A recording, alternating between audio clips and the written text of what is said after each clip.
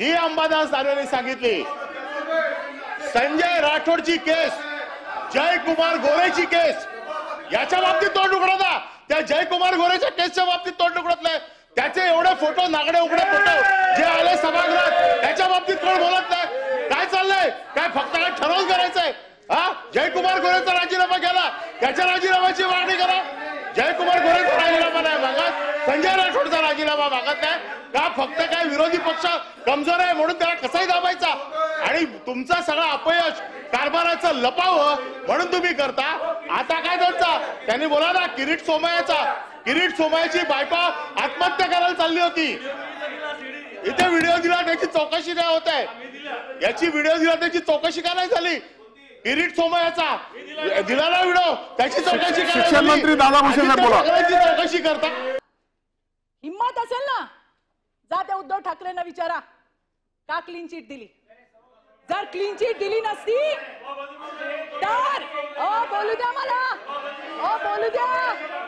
अरे आमच्याबद्दल बोलता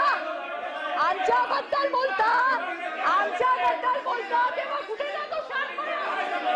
मला सांगायचंय सभापती महोदय, या लोकांमध्ये हिम्मत आहे का?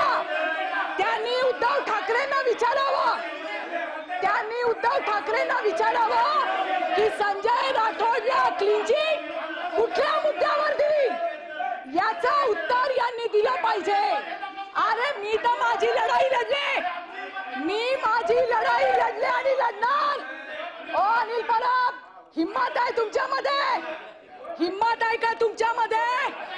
सभापती महोदय, मला विचारायचंय, यांच्यात हिम्मत आहे का? यांनी यांच्या नेत्याला विचारावं. मला माझं नाव घेऊन इथं बोलण्यात आलंय आणि म्हणून मी त्यांना उत्तर देतेय. माझा प्रश्न अनिल परबांना आहे, त्यांनी माझं नाव घेतलं ना, म्हणून मला त्यांना विचारायचंय. गंभीर विषयाकडे सभागृहाचं लक्ष मी वेधू इच्छिते, आपल्या निदर्शनास देखील मी आणू इच्छिते आणि म्हणून हा पॉइंट ऑफ इन्फॉर्मेशन मांडला आहे. अनेक पोलीस तपास देखील त्याच्यावरही त्यांचा विश्वास नाहीये. परंतु हा विषय पुन्हा एकदा, कारण आतापर्यंत दिशा सॅलियनच्या कुटुंबातील कोणीच कोर्टात गेलं नव्हतं, पण आता स्वतः वडील सतीश सॅलियन हे कोर्टात गेलेले आहेत. उच्च न्यायालयात त्यांनी धाव घेतली आहे आणि त्यांच्या मुलीच्या मृत्यू पश्चात ते तिच्यासाठी न्याय मांडत आहे. या ठिकाणी मी हे नमूद करू इच्छिते. आदित्य ठाकरेंच्या वरती आज ज्यांनी प्रस्ताव आणलाय त्यांचं एकच ट्विट मी वाचून दाखवतो. त्यावेळेचं ट्विट त्यांचं काय, डॉक्टर मनीषा कायंदे त्यांनी ट्विट केले. त्यावेळेला सीबीआयचा रिपोर्ट आला, सीबीआयने ज्यावेळेला क्लीन चिट दिली त्यावेळेला, सत्य परेशान हो सकता है पराजित नहीं, याची प्रचिती देशवासियांना आलेली आहे.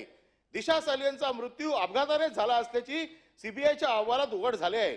पण भाजप आणि राणे गँगने त्याचा बादरायण संबंध जोडून थैथयाट केला. आरोप करणाऱ्यांनी आता नाक घासून आदित्य ठाकरे यांची माफी मागावी.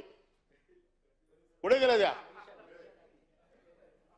ह्या मनीषा कायंदे सरड्यापेक्षा फास्ट रंग बदलला.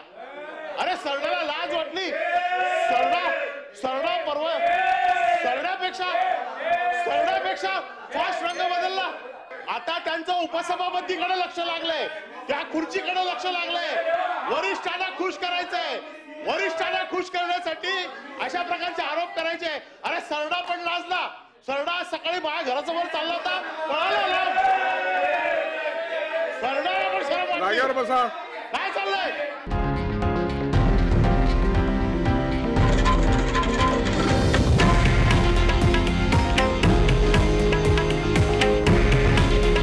हे आहे देशातील नंबर 1 न्यूज नेटवर्क आणि आपण पाहत आहात TV9 मराठी. काळजी तुमची, हित महाराष्ट्राचं.